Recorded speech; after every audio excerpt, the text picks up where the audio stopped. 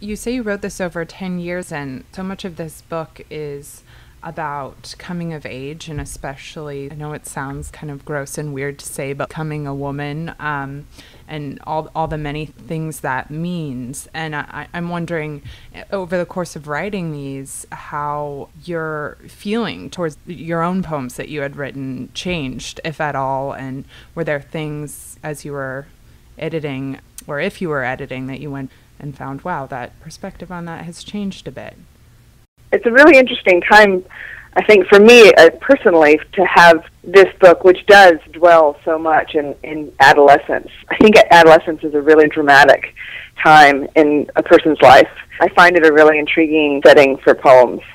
And it's interesting to me right now to sort of have this book published at this point, because I'm pregnant with my first child, and tomorrow I'll be officially full term.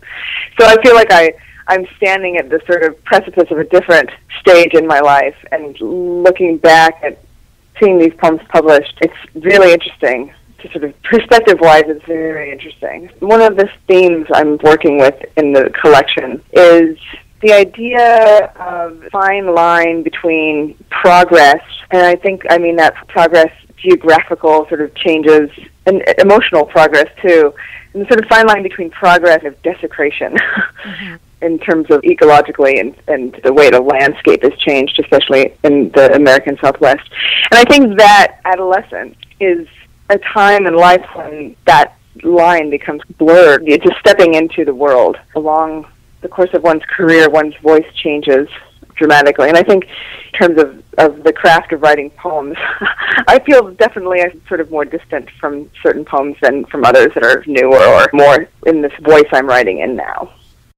I don't know if we'd call it a theme, but there is this sort of guide or figure that appears in the collection a few times, and that's Don Juan de Oñate, who is a 16th century Spanish explorer. He's a guide, but he also seems to be as lost as that girl coming of age in many of these poems is herself. If you could just explain how you found him and how he found his way into the book.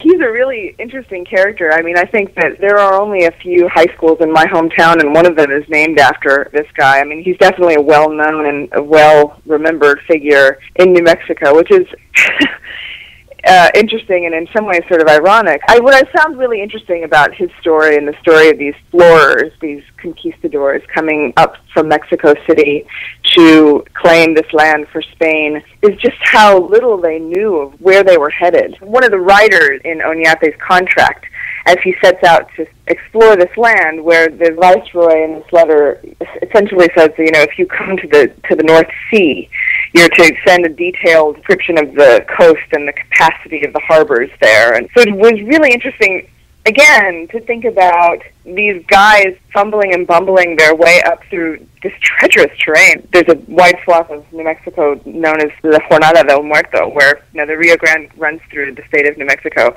But the Jornada del Muerto is this area, at some point the river goes up into the mountains, and the terrain would be too difficult for horses. So these guys had to go through about 100 miles of just desert, no water, no nothing. It seems to parallel, in terms of coming of age, the sort of entering into the unknown, stepping the unknown and fumbling one's way toward whatever it is you imagine you might find.